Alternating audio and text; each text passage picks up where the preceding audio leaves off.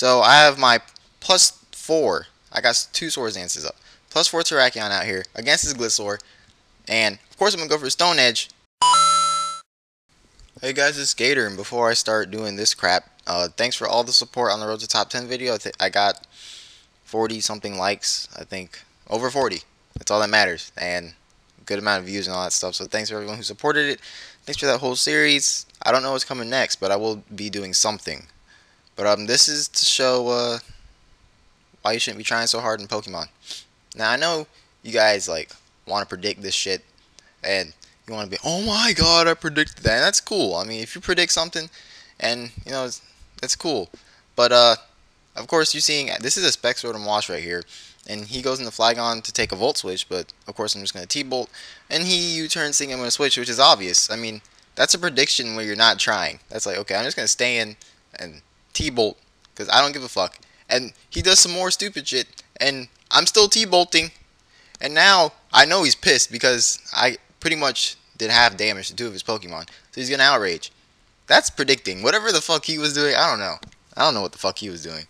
It was stupid. I'm sorry, itzGator, but that was stupid. If you're gonna try to predict, you don't want to predict like that. That's just bad.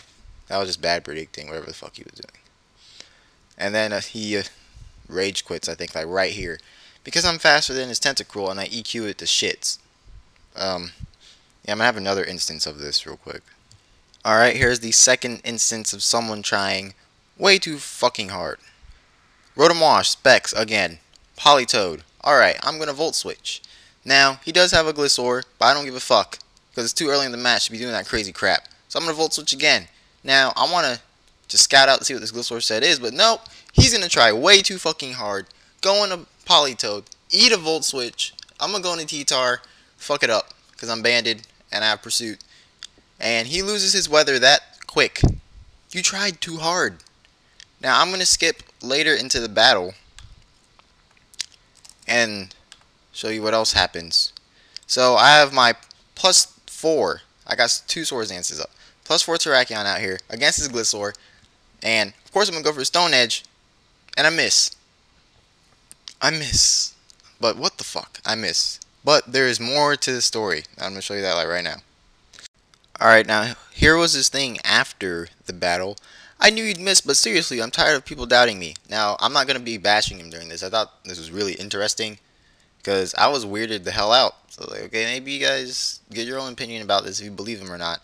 Because I don't doubt you because he thought I was bashing him or something. But I was just playing. I was playing like a noob because when you play good people, sometimes if you play like a noob, they overpredict and fuck up like him. But he still won because I missed Stone Edge. But yeah, that's all I'm saying.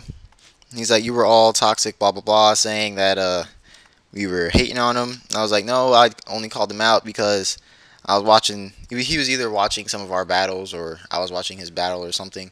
It's like, he's hardcore from Smogon. I don't know who that is. I don't know anyone from Smogon. I'm not a Smogon forum person. I don't know like anybody. I'm sorry. And if I doubted, I would just stay in, blah, blah, blah. Yeah, if I doubted him, I would not have stayed in and Volt Switched him. Because if a person was like mad good, they probably wouldn't switch back into Politoed. They'd probably just stay in with Gliscor. But I thought he was pretty good, so that's why I did that. And it worked out. But he still won. So, and this is why he thinks he won. I'm not saying it's false, but yeah, thanks GG. You want to hear a story? Oh wait, thanks GG. Sorry about the miss, but I was like, Lord, I want this. I'm like, it's cool, bro. You want to hear a story about that? Me being nice. Okay. Here we start the story. The story that mind fucked my mind. Alright. Okay, so I'm really religious, and lately I've been testing my faith, and somehow I noticed the more I had faith in pokes, the luckier I got. So I started off little, like with Rachi, and then built up to not missing moves like H-Pump. Now, I didn't have Sandvale Gliscor on this team. Did I have Sandvale Gliscor? I don't remember. No, I didn't have Sandvale Gliscor on this team. I'd like to see if you hit all your H-Pumps then. But that's for another time. Alright, LOL, I feel the same way because I was trying to relate with my Sandvale Gliscor and how sometimes I like spam in the chat.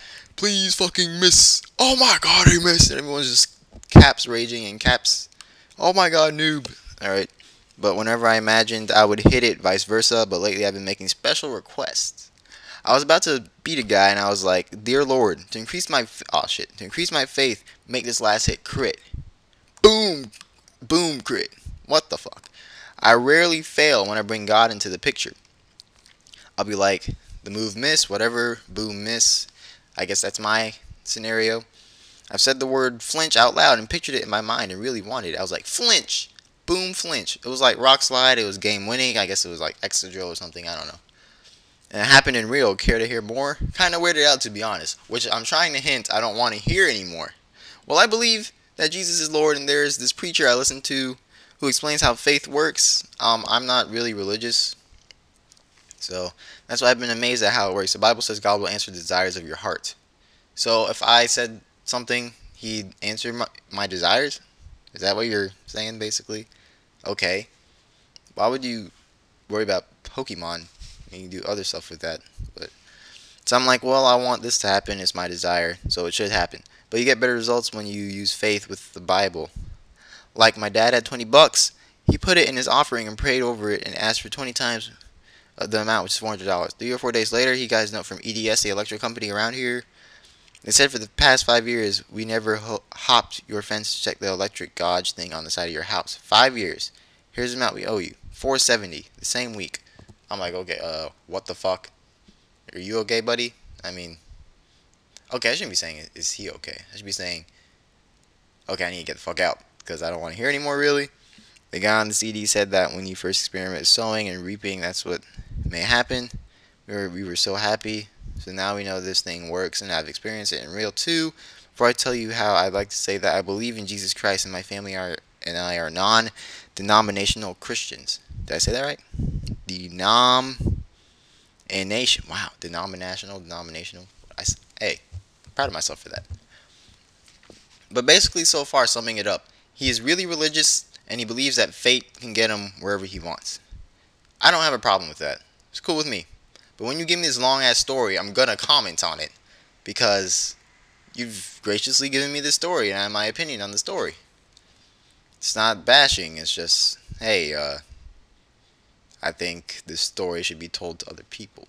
And I need something to upload, to be honest. So when I used faith to sow and reap something, blah, blah, blah. It was Sunday morning. I sounded like I should sow and reap. Okay, cool. So it was like, what should I ask for? I thought about this $10 I spent on my dad. But when I prayed over the dollar, I was like, God, surprise me. So at church, we have these cards called alms where people give... What the fuck? Where people give people a little money without them knowing. I normally get like $2 or $3. This time I got $5 from the card. I was like, cool, but that's not $10. On my way from the car back to the church, I was like, God, I still want the $10. And I said it has to be in a $5 bill too. He was specific. And I believed in my heart that I would get it. And as soon as I walked in my church, another deacon said, I have something for you. I was like, OMG, he gave me another alms card and it had a $5 bill in it. I was blown away. I hope you read all that. And he had to get ready for school. What's my Smogon name? Hey, you still interested?